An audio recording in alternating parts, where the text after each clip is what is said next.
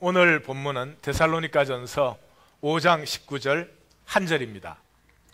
오늘 이 본문은 성령을 소멸하지 말며 예언을 멸시하지 말고 범사에 헤아려 좋은 것을 취하고 악한 것은 모양이라도 버려라 하는 이 한 단락입니다. 그걸 전체를 나누어야 되는데 성령님에 대한 이해와 또 정립이 불분명하기 때문에 이 본문 자체를 사실 나눌 준비가 안 되어 있습니다. 그래서 오늘은 성령님에 대해서, 물론 성령님에 대해서만도 제가 몇 시간을 나누어야 되는 주제이죠. 그렇지만 우리 성도님들의 믿음의 삶에 필요한 핵심 부분을 우리가 같이 나누도록 하겠습니다. 들어가는 질문은 혹시 영성쇠약 아니십니까? 뉴욕타임스가 한국을 집단적 신경쇠약 일보 직전이다. 남의 나라니까 일보 직전이다 그랬지 사실은 집단 신경쇠약증이죠. 서구의 기술과 서구의 그 문화를 너무 과도하게 받아들이고 그래서 명품이 세계에서 제일 가장 잘 팔려나가는 이런 현상들, 우리의 아름다움을 찾지 못하고 서구의 아름다움에 자신을 맞추기 위해서 어린아이까지도 성형수술을 하는 이런 나라 뿐만 아니라 서양에서 시작된 이 과도한 경쟁적 삶, 우리 동양은 비교적 자기를 찾는 쪽이었거든요. 근데 이 과도한 경쟁 때문에 아이를 유치원 때부터 경쟁을 시키는 겁니다. 그 아이의 삶이 어떻게 되겠는지 한번 상상을 해보십시오. 항상 남보다 잘해야 되고 남보다 앞서야 되는 것이 이 아이에게 강박이 될 것입니다. Will never be happy. Will never be satisfied. 엄청난 저주를 신고 있는 것이죠. 서양의 기술과 문화와 스탠다드를 너무 강박적으로 받아들여서 신경쇠약 일보 직전이다. 잘 표현한 것 같아요. 교회 안에 있는 우리는 그러면 어떤가? 우리는 영성쇠약증 환자들이 혹시 아닌가? 이렇게 질문을 던지면서 오늘의 얘기를 나누겠습니다. 양이 많기 때문에 서론 부분은 빨리빨리 지나가겠습니다. 그리스도인은 성령의 사람입니다. 그리스도인이란 내가 노력해서 그리스도를 따른다든지 그리스도를 배운다든지 그리스도를 위해서 내 몸을 불사르게 내어준다든지 그런 사람이 아니고 그리스도의 영, 그리스도의 생명, 성경은 영과 생명이란 같은 말이에요. 그리스도의 생명이 내 안에 역사하는 사람이 그리스도인이에요. 그러므로 그리스도인은 성령의 사람입니다. 그리스도인의 삶은 이 물질세계 현상을 넘어서서 현상 속에 숨어있는 본질을 알고 누리고 본질 세계를 사는 전혀 다른 차원의 삶입니다. 이것은 내가 노력해서 내가 힘써서 올 수 있는 그런 차원이 아니죠. 그래서 그리스도인의 삶의 특징은 성령님입니다. 현상 세계 속에 육체적으로 사는 우리가 이 본질 세계를 알고 누리는 유일한 길은 성령님밖에 없습니다. 대표적인 예가 예수님이에요. 예수님은 성령으로 잉태되셨고 성령님으로 하나님과 동행하셨고 성령님으로 사명을 감당했고 가장 대표적인 사도행전 10장 38절은 예수님의 생애와 사역을 이렇게 한마디로 요약합니다. 하나님이 나사렛 예수에게 성령과 능력을, 성령님이 임하시는 곳에는 하나님의 능력이 같이 나타납니다. 동전의 양면 같은 것이죠. 성령과 능력을 기름 붓듯 하셨으며 그가 두루 다니시며 선한 일을 행하시고 마귀에게 눌린 모든 사람을 고치셨으니 이는 하나님이 함께 하셨습니다. 예수님의 지혜와 말씀도 성령님으로 말미암은 것이었습니다. 예수님의 모든 이적도 성령님으로 말미암.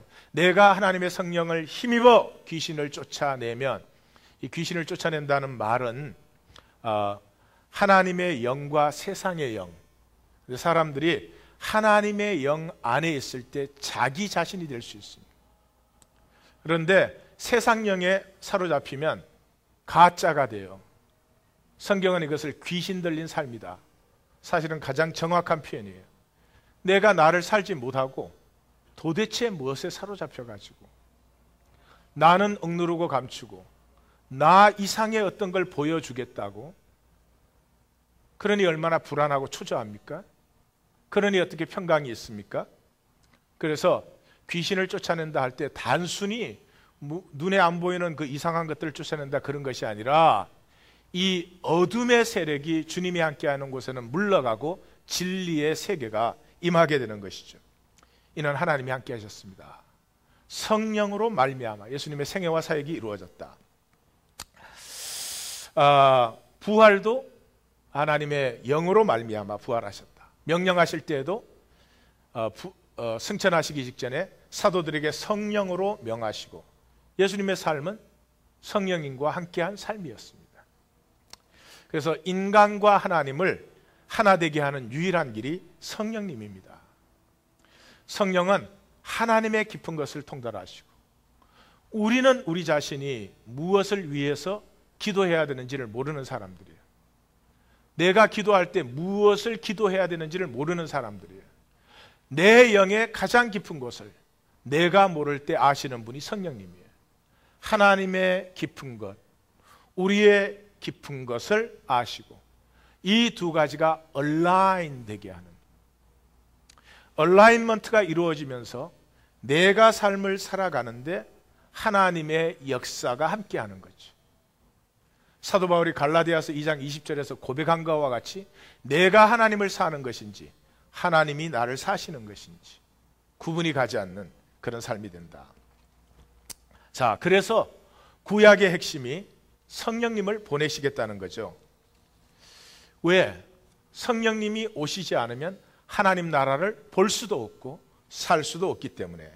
그래서 이사야 선지자를 통해, 선지서 전체가 이런 얘기들이지만 대표적인 32장 15절에 내가 위에서부터 영을 우리에게 부어주신다 하나님께서.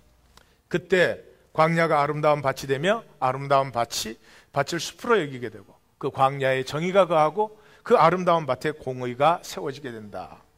이사야 44장 3절에는 나는 목마른 자에게 물을 주며 마른 땅에 시내가 흐르게 하며 나의 영을 내 자손에게 부어주며 나의 복을 내 후손에게 준다. 이런 얘기를 하는 거죠. 성령님이 오시면 우리와 얼라인먼트가 이루어지고 이때로부터 하나님의 복을 우리가 누리는 거예요.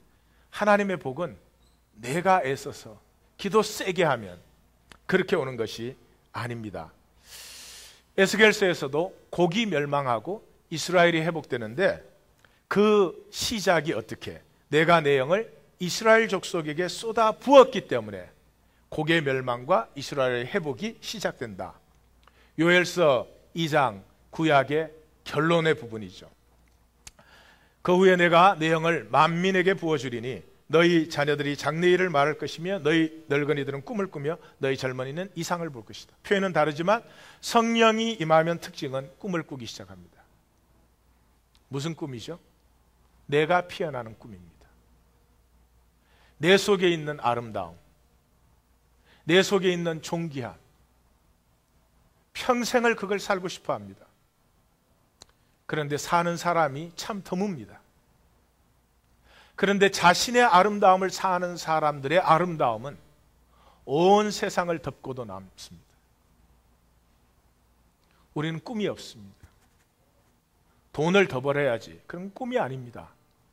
욕망입니다. 뭐를 이루어야 될 텐데 온 세계 황제가 되어도 그건 꿈이 아닙니다. 그건 야망입니다. 꿈이라고 하는 것은 내 안에서부터 피어나는 것이죠. 그것은 오직 성령이 임할 때. 그래서 신약은 메시아가 누구냐? 성령을 주시는 분이다. 성령의 세례를 주신다. 세례 요한이 나는 물론 세례를 주지만 그분이 오시면 메시아는 성령으로 세례를 준다.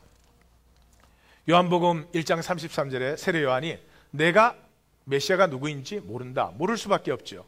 그런데 하나님이 나에게 말씀하시기를 누구에게든지 성령이 임하여 머물거든 그가 성령으로 세례를 주는 이인 줄 알라. 예수님 자신도 제자들을 떠나면서 그렇게 말했죠. 내가 너희를 떠나는 것이 유익하다. 왜? 내가 떠나야 너희에게 성령이 임하기 때문에. 성도의 7대 본질이 있습니다. 거듭나야 되고요. 거듭나면 하나님이 우리 안에 거하십니다. 내주가 일어나고요. 하나님의 내주가 있으면 그때부터 나눔이 가능해집니다. 우리는 남편과 아내 사이에 나누어지지 않습니다. 내가 필요한 것을 요구하고 그것을 위해서 타협해 주지 나눔이 일어나지 않습니다. 요즘은 부모 자식 간에도 나눔이 일어나지 않는 그러한 시대입니다. 생명의 기쁨은 어디에 있습니까? 나눔에 있습니다. 나의 얘기를 나누고 그것을 받아주고 너의 얘기의 기쁨을, 그 즐거움을 내가 또 들어주고, 이렇게 거듭남과 내주와 나눔, 이것이 성도의 3대 특징입니다. 그런데 거듭남에서부터 성화가 일어나고 성령의 내주에서부터 하나님의 계시, 하나님의 지혜, 하나님의 능력, 하나님의 비밀들이 나타나기 시작하고 내 삶의 나눔이 시작되면서 중보가 일어나기 시작합니다. 성도의 영성의 최고봉이라고 할 수 있죠. 우리가 영적으로 성숙해지면 하나님의 뜻뿐만 아니라 우주 만물을 위해서, 우주 만물을 사랑하는 마음, 용납하고 허용해 주는 마음, 그곳에 하나님의 뜻이 흐르는데 내가 기꺼이 다리가 되어주는 이런 자리로 나아가게 됩니다. 예수님이죠. 그래서 이 모든 것이 완성되었을 때 나타나는 것을 교회라고 합니다. 교회란 생명이 나누어지고 서로가 서로를 축복하는 마음이 가득히 이루어지는 이 중보의 자리, 그 속에 생명의 하나됨, 이것을 교회라고 하는 것이죠. 이 7가지가 제가 일일이 설명하면 시간 많이 들잖아요. 참고, 가장 중요한 참고 기절들은 제가 다 적어 놓은 것이에요. 성령이 아니고는 이 중에 한 가지도 될 수 있는 것이 없습니다. 자, 그러면 점검을 해 보십시다. 성령님이 우리에게 임하시는 핵심이 뭐예요? 첫째는 생명을 회복하고 거듭남, 둘째는 생명을 누리게 하고 나누는 것이고, 셋째는 생명을 완성하는 것이죠. 하나됨, 교회됨이에요. 그래서 인자가 온 것은 성경을 받으려 함이 아니라 도리어 섬기려 하고 자기 목숨을 많은 사람의 대속물로 나누어 주려 함이라. 하나님의 생명은 온 우주에 나누어지고 있습니다. 왜? 그것이 생명이 피어나는 유일한 길이기 때문에. 마귀는 우리에게 거꾸로 가르쳐요. 생명을 나누지 않고 내가 움켜쥐고 있으면 내 안에서 피어날 거라고 가르쳐요. 그래서 다들 꽁꽁꽁 움켜쥐고 있습니다. 얼마나 인색한지 말로 다 할 수 없어요. 그런데 그 생명이 그렇게 피어납니까? 자, 제가 목사인데 성도님들이 영적으로 자라고 성숙하고 하나님의 복을 누리는 삶에 관심이 없어요. 그저 내가 대접받으려고 하고 내가 잘난 척 하려고 하고, 그저 성도들은 그냥 억누르고 내 마음대로 하려고 하고. 자, 제 생명이 피어날까요? 피어날 리가 없죠. 제가 성도님들 사랑하고 축복하고 어떻게 하든지 성도님들 안에 이 하나님의 뜻이 이루어지고 하나님의 생명이 피어나기 위해서 섬기고 나누면 내 생명이 성도님들에게 다 없어집니까? 아니죠. 그때 피어납니다. 하나님은 자기의 생명을 만물에게 나누어 우주 전체가 하나님으로 피어나게 되는 것이죠. 뿐만 아니라 이 나눔을 통해서 생명은 완성되죠. 하나됨으로. 그래서 에베소 4장 13절에 우리가 다 하나님의 아들을 믿는 것과 아는 일에 하나가 되어 온전한 사람을 이루어 그리스도의 장성한 분량이 충만한 데까지 이르려 하나니. 우리 성경적 신앙은 내가 해탈하거나 내가 영성이 다른 사람보다 뛰어나거나 우리 교회에서 내가 제일 잘 믿는 사람이 되거나 그런 것이 아닐 뿐만 아니라 그것은 믿음의 정반대입니다. 성경적 영성은 성숙해 갈수록 하나임을 알게 합니다. 난 내가 굉장히 잘난 줄 알았는데 참 부족해 보이는 저 형제와 저건 영 아니다 싶은 저 자매와 결국은 내가 하나이구나. 이것이 성경적 영성이에요. 그래서 나누어지게 되고 내 약함 때문에 너와 나누어지게 되고 너의 약함 때문에 나와 나누어지게 되고 이렇게 해서 이루어지는 하나됨이 그리스도의 장성한 분량이 충만합니다 이 말이죠.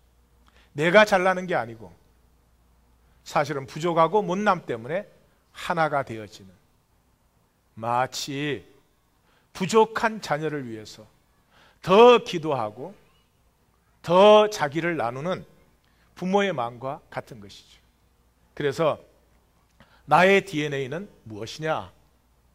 내 DNA는 나눔인가? 아니면 움켜짐인가? 잘 보시기 바랍니다. 형식적으로 나누어도 내 이익되는 곳에만, 내 목적이 있는 곳에만, 그건 나눔이 아니겠죠. 나눔은 기쁨입니다. 기꺼이 나누는 거죠. 기쁨이기 때문에. 이 기쁨의 나눔 속에는 절제가 저절로 들어갑니다. 기쁨은 가장 건강한 생명의 모습이기 때문에 그 안에 절제가 다 들어가 있습니다. 자, 이러한 성도의 7대 본질의 핵심이 결국 뭐예요? 나예요, 나. Who I am. 하나님의 나. 다시 말하면 성령님이 오시기까지 인간은 분열적이에요. 교회의 모습과 가정의 모습과 직장의 모습과 친구들의 모습과 다 달라요. 자기도 진짜 자기가 어느 건지 몰라. 좋을 때 자기, 안 좋을 때 자기, 이익될 때 자기, 이익이 안 될 때 자기. 막 분열정적으로 살아요. 스스로 그것을 알지도 못해요. 또 성령이 임하시면 성령님이 나에게 무슨 세상 없는 능력을 주시는, 하나님이 필요하시면 그 능력 사용도 하십니다. 그러나 본질은 그게 아니라 나가 되게 합니다. 하나님이 내 안에 심으셨던 이 아름다움, 생명은 그 자체가 무한한 능력입니다. 무한한 가능성입니다. 이런 것들이 피어나게 해요. 이때 담대해지기 시작합니다. 남의 눈치 안 봐요. 남에게 맞춰주느라고 살아온 세월이 너무나 억울해집니다. 자유해지기 시작합니다. 누가 뭐라 그래도 내 갈 길을 가기 시작합니다. 이때의 모습은 참으로 매력적입니다. 이것이 성령 충만의 핵심이다.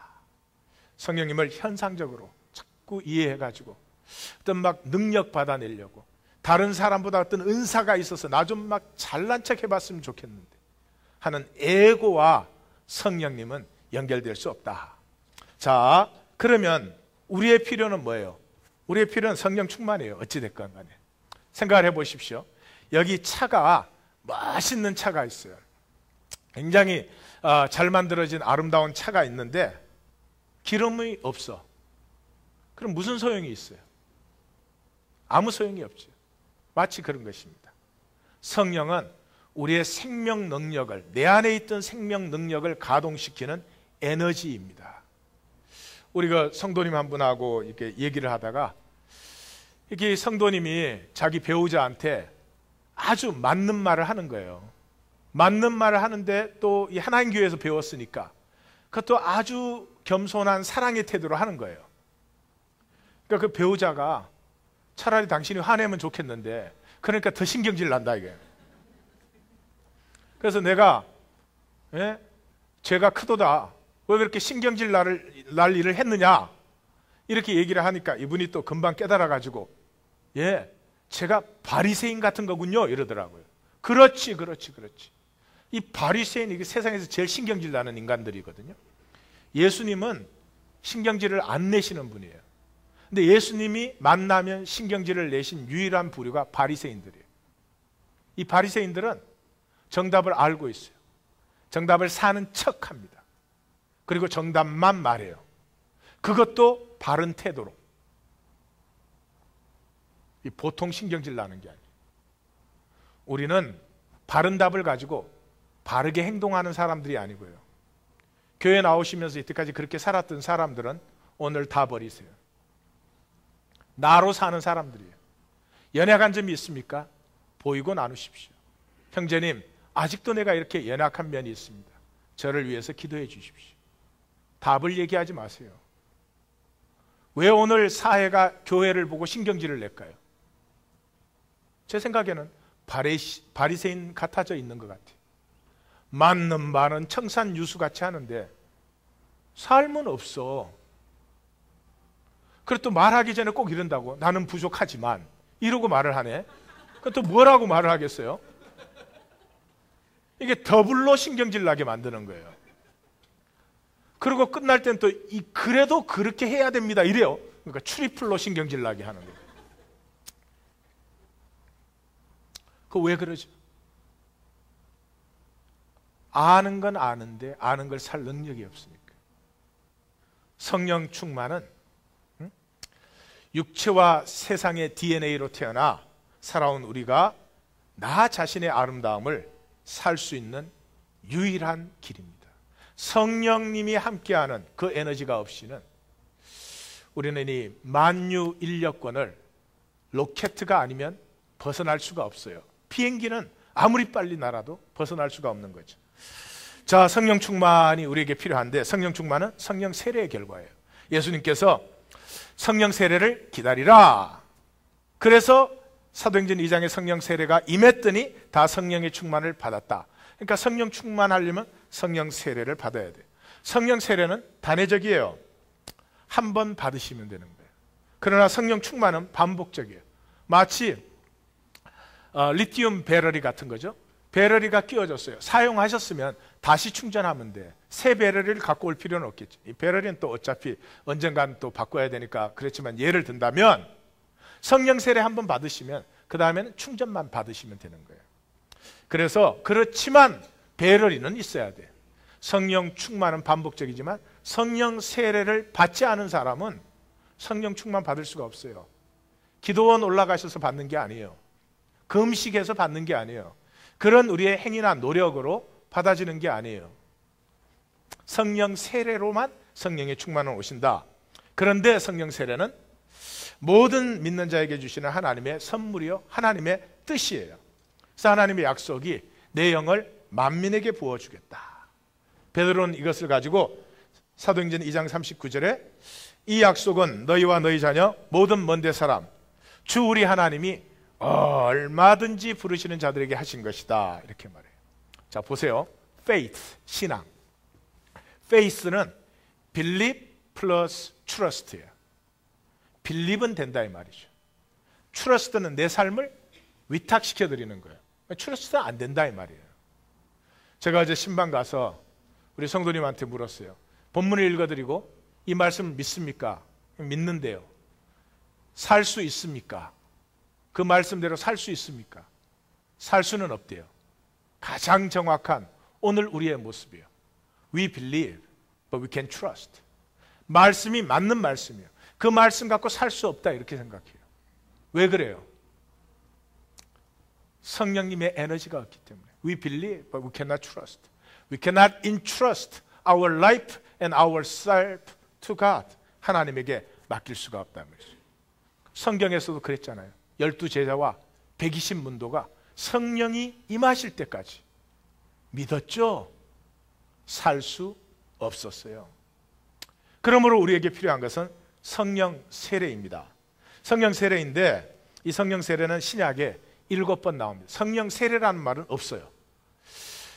성령의 세례를 받을 것이다. 성령으로 세례를 준다. 이렇게 나오지. 성령 세례는 말은 없어요. 그 7번 중에 6번이 예수님께서 성령 세례를 주신다랄 때 써진 것이고 딱 한 번이 교회.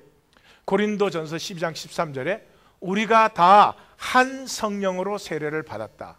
교회는 한 성령으로 세례 받은 사람들을 교회라고 해요. 교회 출석한다고 교회가 아니에요. 교회로 조직했다고 교회가 아니에요. 하나님 눈에는 이 세상에 한 성령으로 세례 받은 사람들이 있어요. 그 사람들이 교회죠. 자, 그런데 이 성령 세례의 특징은 첫째, 스스로 안다는 것입니다. 내가 받았는지 안 받았는지 스스로 안다는 거예요. 이런 것이 받은 거라고 생각할 수 있지 않을까라고 말할 수 있다. 이건 안 받은 거예요. 그런 건 없어요. 예스가 노까. 아볼로가 알렉산드리아 사람인데 예수님의 도를 배웠어요. 성경을 깊이 연구한 사람이기 때문에 예수님이 메시아인 걸 알았어요. 그래서 이 양반이 선교 여행을 했습니다. 그래가지고 에베소에 와가지고 거기에서 예수의 도를 가르쳤어요. 그러나 요한의 세례밖에는 몰랐어요. 요한의 세례가 뭐죠? 물세례예요. 요한이 그랬죠. 나는 물로 세례를 주지만 그분이 오시면 성령으로 세례를 준다. 성령 세례는 알지 못했어요. 그리고 아가야 지방으로 가서 고린도에서 사역을 할 때 바울이 에베소에 도착을 했어요. 바울이 에베소에 도착을 해서 봤더니 사람들이 예수를 믿는 사람이 이미 있어요. 그런데 믿는 사람들인데 쉽게 얘기하면 메가리가 없어요. 그래서 사도 바울이 물었어요. 19장 2절에 너희가 믿을 때 성령을 받았느냐? 두말할 것도 없죠. 안 받았으니까 그렇게 힘이 없는 거죠. 그래서 사도 바울이 아굴라 브리스길라와 함께 다시 하나님의 나라를 강론하고 그들에게 안수했을 때 그들에게 성령 세례가 임했다. 그러니까 받았는지 안 받았는지 본인이 알 수 있어요. 자, 이거 2000년 교회사가 흐르면서 이게 정말 마귀가 가장 애매모호하게 만들어 놓은 부분에 대해서 참 설명하기가 힘든데요. I'll try my best. 뭐 이런 얘기 같아요.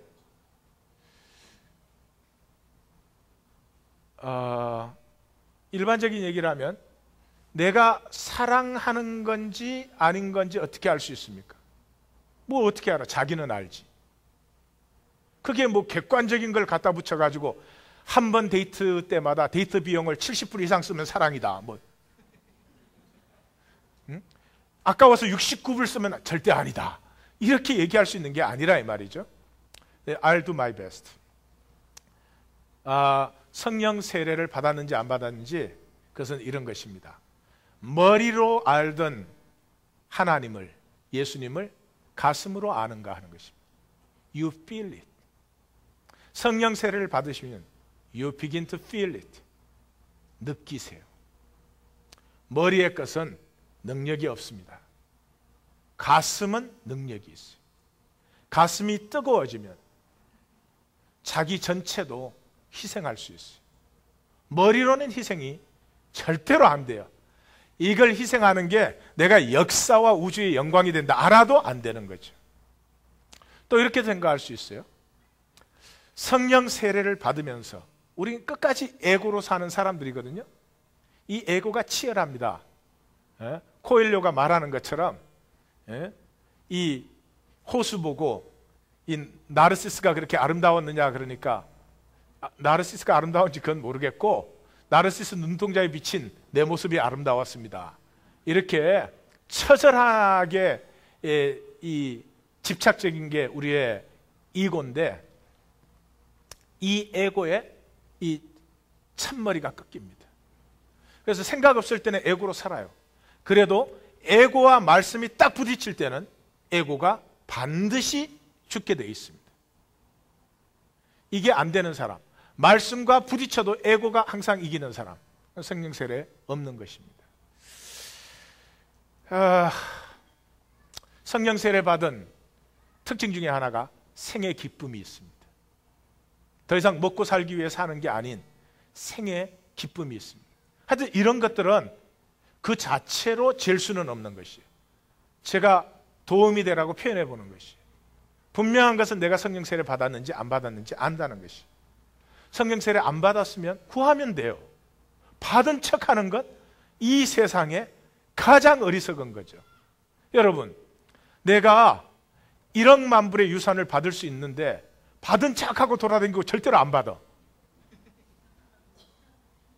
그건 정말 웃기는 얘기가 되는 거죠. 그 다음에 거듭남과는 별개예요. 베드로가 주는 그리스도시요 살아계신 하나님의 아들이시니다 고백했을 때 예수님이 확증하셨죠. 이는 하나님으로 아는 것이다. 다시 말해서 하나님의 영이, 지혜가 그 안에 역사한 것이죠. 또 요한복음에 보면은 마지막 밤에 제자를 떠나시기 전에 너희는 내가 일러준 말로 이미 다 깨끗하다 라고 말씀하셨어요. 그래서 거듭남은 말씀과 연결되는 사역이에요. 말씀과 성령을 구분할 수는 없지만 어느 쪽이 이 나타나는 쪽이 돼서 역사하느냐, 거듭남은 말씀의 역사예요. 성령 세례는 성령님의 역사예요. 그래서 내가 일러준 말로 깨끗하여졌다, 이 말이 예수님의 표현으로는 구원받았다, 그런 말이에요. 야고보서 1장 18절에 그가 피조물 중에 우리로 한 첫 열매가 되게 하시려고 자기의 뜻을 따라 진리의 말씀으로 우리를 낳았다. 진리의 말씀으로. 베드로전서 1장 23절 너희가 거듭난 것은 썩어질 씨로 된 것이 아니요 썩지 아니할 씨로 된 것이니 살아있고 항상 있는 하나님의 말씀으로 되었다.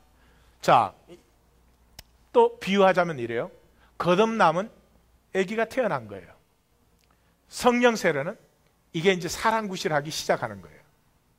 사랑구실을 언제부터 하는 거냐? 그건 다 다르겠죠. 뭐 어떤 사람에게는 또 말이라도 할 수 있으면, 걸음마라도 할 수 있으면, 학교라도 다닐 수 있으면, 어떤 사람이 장성해가지고 이제 자기가 자기 생애를 책임질 수 있으면, 뭐 다르지만 사랑구실을 그래도 하기 시작하는 것이다. 이 거듭남과 성령 세례는 함께 일어날 수도 있고 따로 일어날 수도 있어요. 사마리아에 빌립이 가서 전도를 했는데 성령 세례는 없었죠. 그 얘기를 듣고 사도들이 가서 안수했을 때 성령 세례가 따로 일어났어요. 아까 얘기한 아볼로의 에베소도 따로 일어났어요. 함께 일어난 적도 있어요. 바울, 이 사람 교회를 핍박하려고 다메섹으로 올라가다가 다메섹 가까이 갔을 때 부활하신 주님을 만나고 그 자리에서 꼬꾸러지고, 꼬꾸러진 거기에서 아나니아라는 사람을 보내서 안수하는 요 1년의 짧은 과정 속에 거듭남과 성령 세례가 동시에 임하게 되죠. 코넬료의 가정, 코넬료의 가정도 복음을 듣고 들을 때 성령께서 저들에게 임하셨다라고 적혀져 있습니다. 자, 그러면 어쨌든 우리가 성령 세례를 받아야 되겠는데 안 받으신 분들은 성령 세례 어떻게 받는가? 베드로가 간단하게 설명합니다. 베드로가 이르되 너희가 회개하여 각각 예수 그리스도의 이름으로 세례를 받고 제사함을 받으라. 그리하면 성령을 선물로 받는다. 간단해요. 단계가 어떻게 되죠?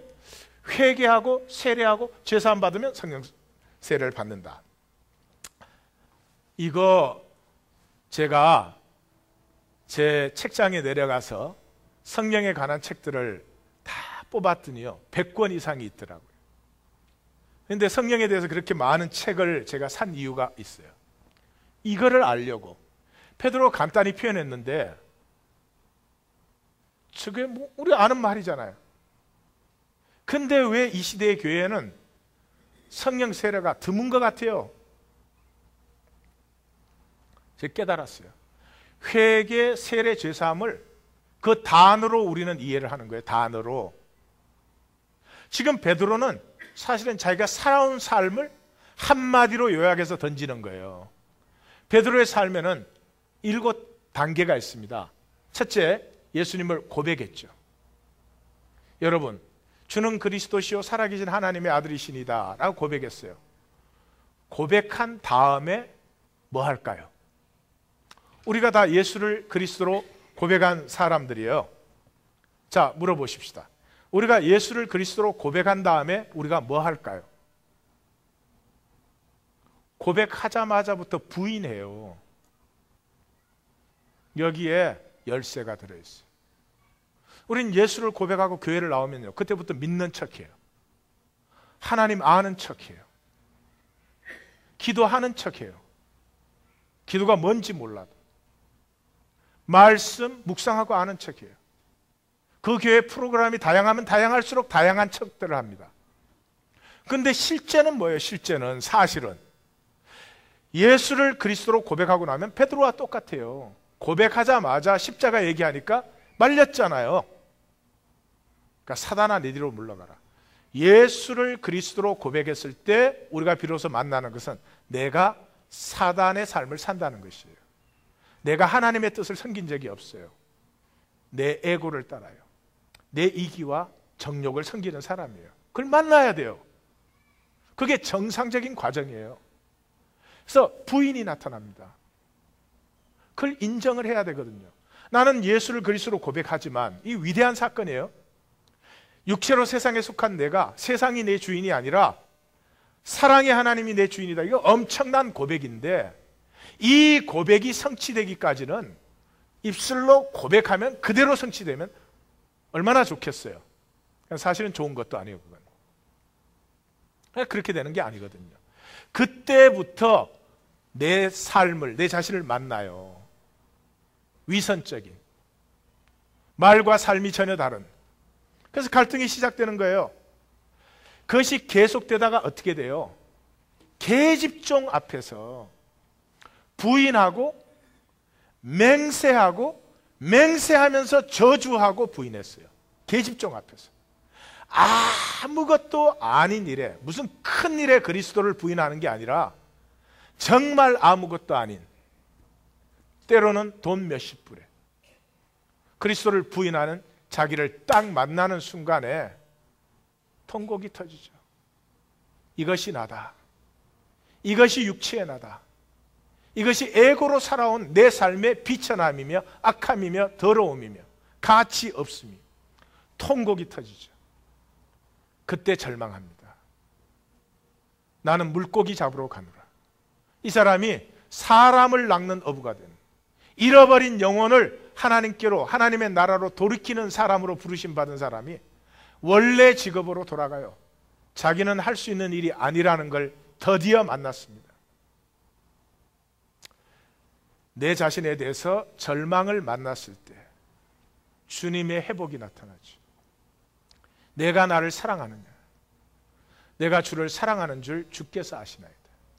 베드로의 남은 1%, 베드로의 99%가 99.9%가 거짓말이었어요. 0.1% 그래도 주님을 사랑하는 마음은 있었어요.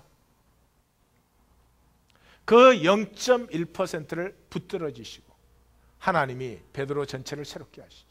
마치 노아의 홍수 때 온 세상에 99.9%가 폐기하고 강포한데 그거 하나님이 없애고 새 세계 만드시면 훨씬 더 쉬워요. 그러지 않고 0.1%의 남은 가능성을 붙들어지고 온 세계를 새롭게 하십니다.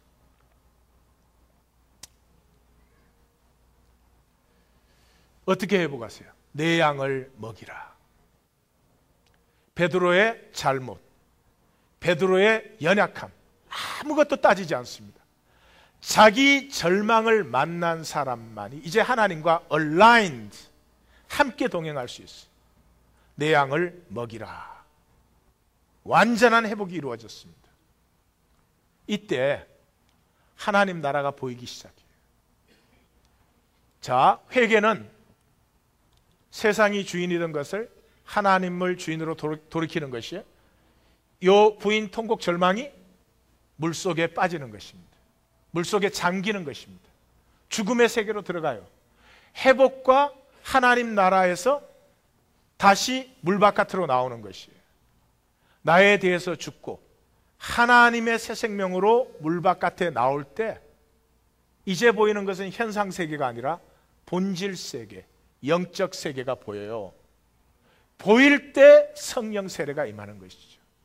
10일간 모여서 120문도가 세게 기도했기 때문에 성령이 임한 것이 아니고, 물론 그 사모함은 귀중한 것이고 필요한 것이지만 문제는 이 과정을 거쳐서 하나님의 나라가 보였기 때문에 이제 성령의 세계가 열려진 것이죠. 자, 열쇠를, 하나님 나라를 보는 것이 열쇠인데 이것이 복음서의 핵심이에요. 복음서의 가장 기초적인 것이 마가복음입니다. 마가복음에서 다른 복음들이 다 써진 거예요. 근데 마가복음의 핵심은 제자도 부분으로 딱 정해져 있습니다. 8장 22절에 시작해서 10장 마지막까지입니다. 이 제자도를 시작하는 얘기가 맹인이 눈뜨는 사건이에요. 마감하는 얘기가 맹인이 눈뜨는 사건이에요. 자, 벳세다의 맹인은 이렇습니다. 예수님께서 안수를 하셨는데 잘 안 보여요. 그래서 다시 안수했더니 보였어요. 그러니까 내가 예수를 그리스도로 고백한다. 그 고백만 가지고 하나님의 나라가 안 보여요. 다시 안수를 받아요. 성령 세례를 받을 때, 그때 하나님의 나라가 온전하게 열려요. 자, 그래서 세 번, 이 제자도의 핵심이 뭐냐? 세 번 예수님이 십자가를 가르쳐요.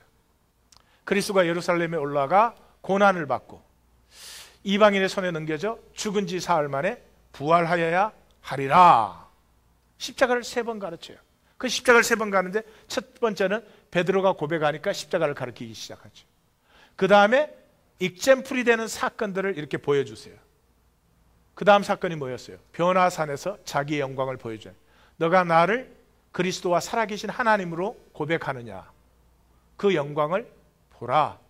두 번째, 귀신을 쫓아내시고, 귀신 쫓아낸다는 말은 무슨 뭐 부엌 귀신 쫓아내는 그런 게 아니라 진리의 세계와 거짓의 세계, 거짓의 세계가 물러가게 하신 다음에 십자가를 얘기하세요.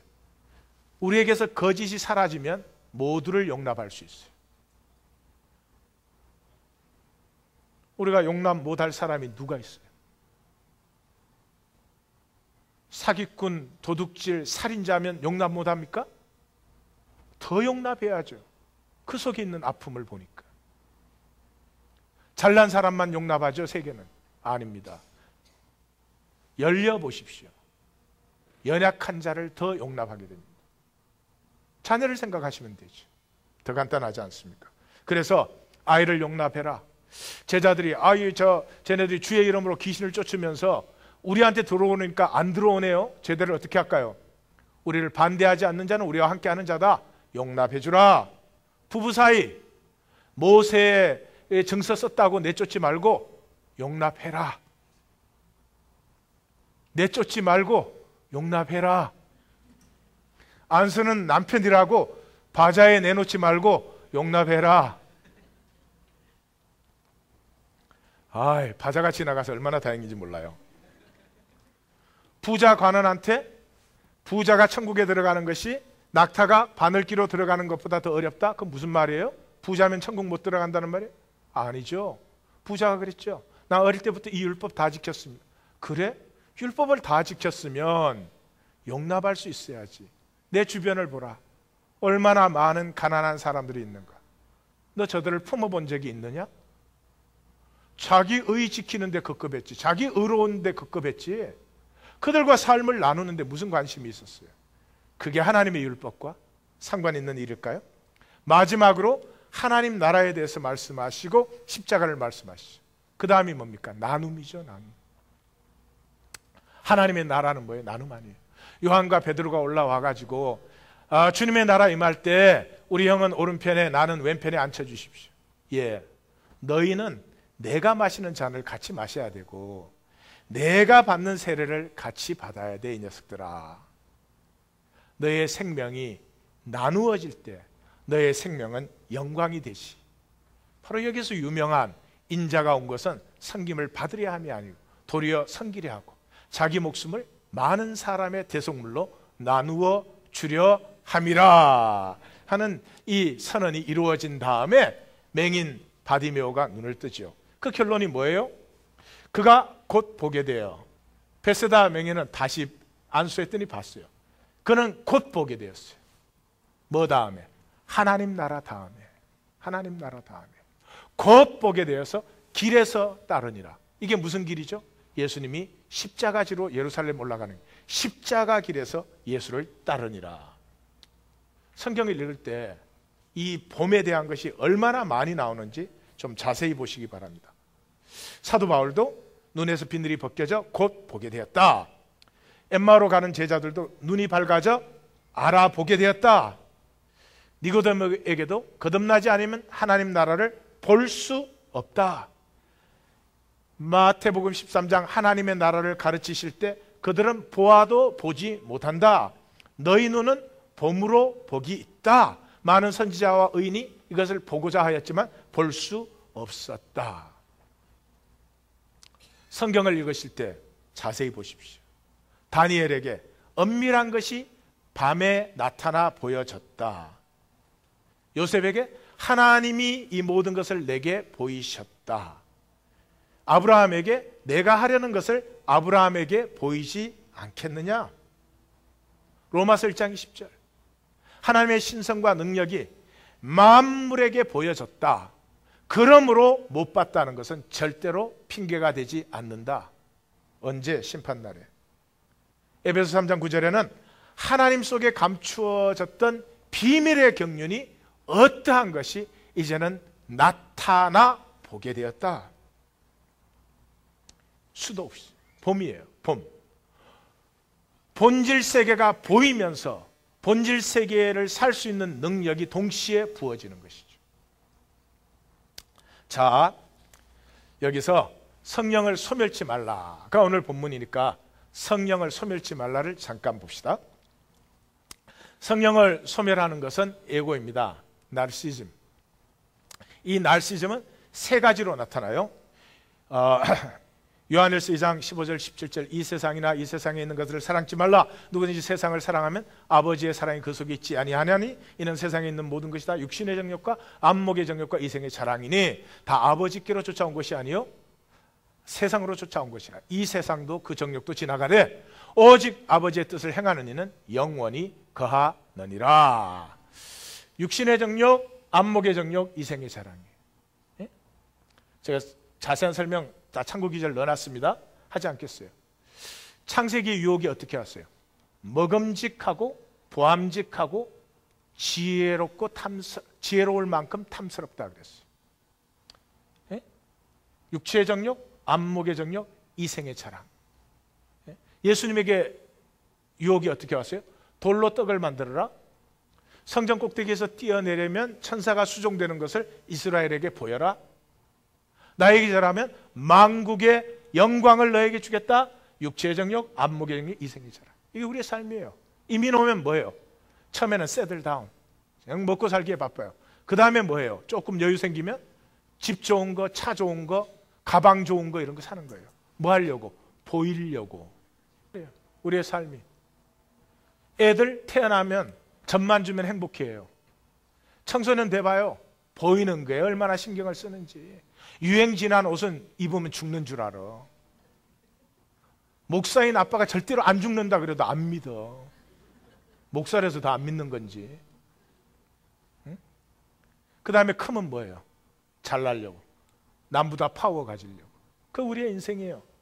이 육체의 정욕에서 뭐가 와요? 돈 욕심이 오는 거예요. 돈 욕심.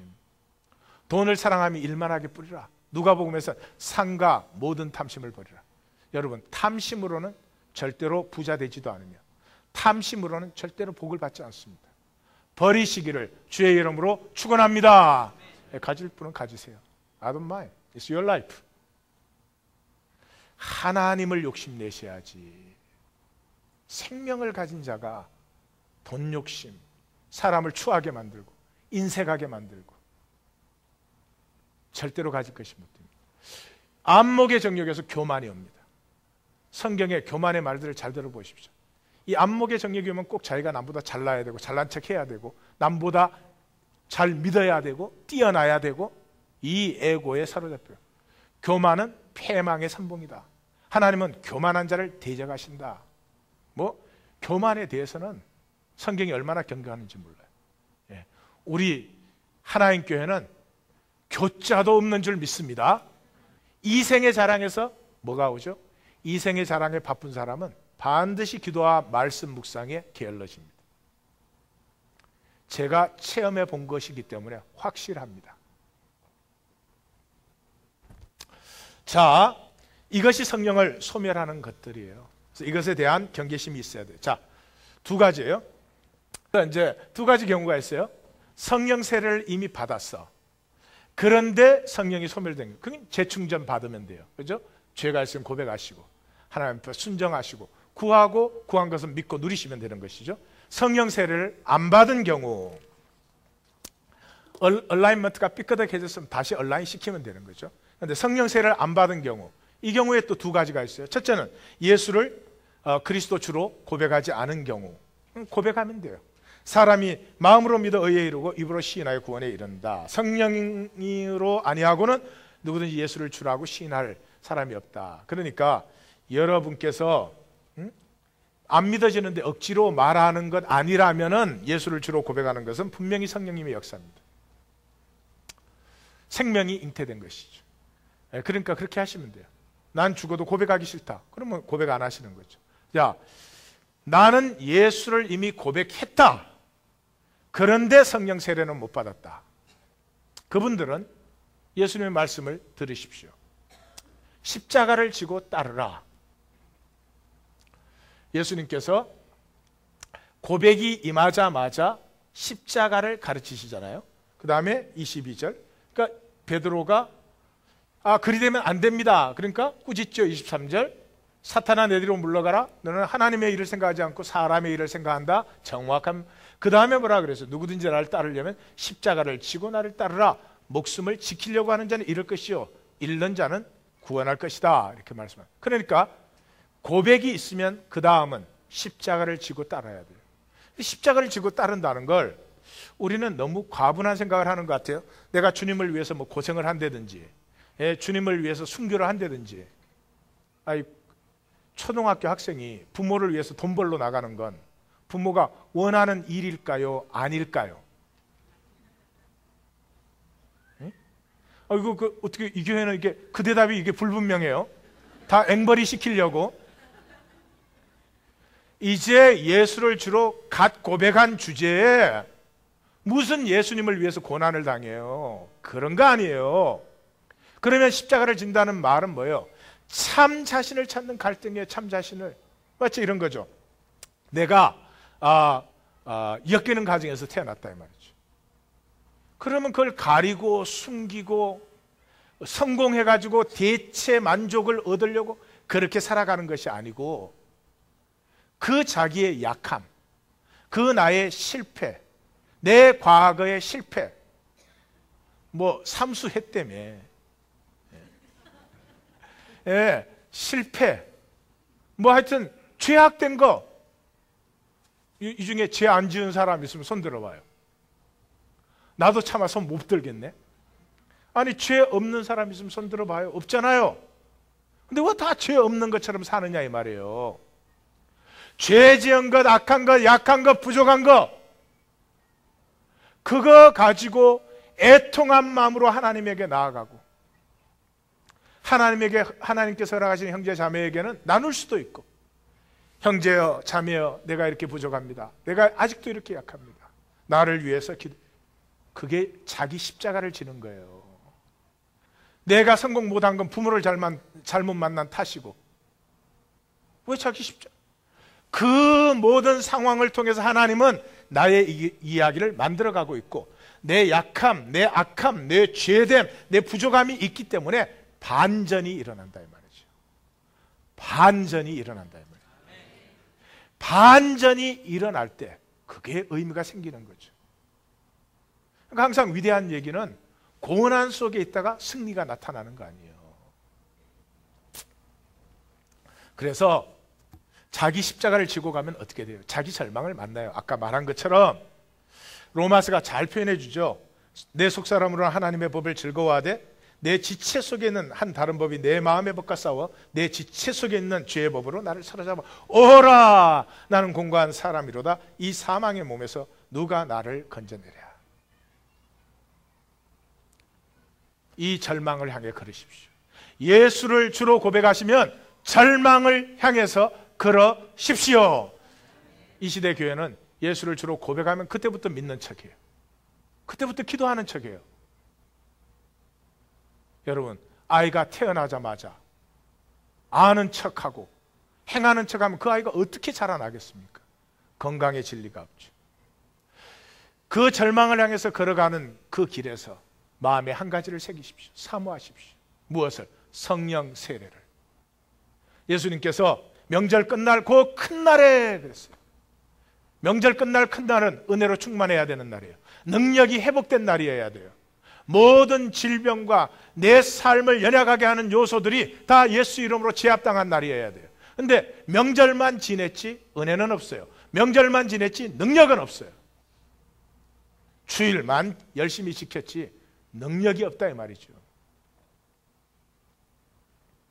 명절 끝날 큰 날에 뭐라고요? 내게로 와서 마셔라. 나를 믿는 자는 그 배에서 생수의 강이 흘러나리라. 이는 믿는 자가 받을 성령을 가르치심이라. 이는 믿는 자가 받을 성령을 가르치심이라.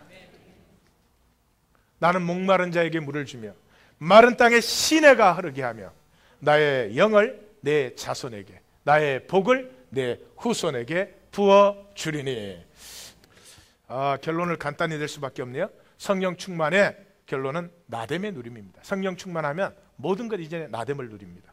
고린도전서 15장 10절에 사도 바울이 By the grace of God I am who I am 이라고 말한 것처럼 마귀의 3대 거짓을 넘어가. 너는 아름답지 않아. 왜 아름답지 않아? 천사도 흠모하는데 다만 아직 공사 중. 예, 옆에 분에게 다시 한번 공사 중. 불편을 드려 죄송합니다.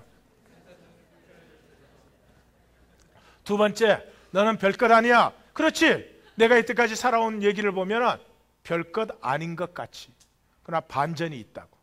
내 죄악 때문에, 내가 잘나서가 아니에요. 내 죄악 때문에, 내 실패 때문에, 내 부족하고 연약함 때문에 하나님의 반전이 일어난다는 거지. 하나님의 반전이 일어난다는 거지. 나의 이야기, 이 우주의 유일한 나의 이야기는 지금 적히고 있고 그 이야기 속에는 하나님의 반전과 하나님의 영광이 나타나는 것입니다. 인생은 어차피 허무한 거야. 절대로 속지 마십시오. 하나님과 내가 얼라인돼서 하나가 되는 순간 하나님의 그 모든 사랑의 영광이 나를 통해서 피어나고 하나님은 내 영광으로 기뻐하시고 나는 하나님의 영광으로 기뻐하는 자리에 나아가는 것입니다. 누리시기를, 사모하시기를 주님의 이름으로 축원합니다. 기도하십시다.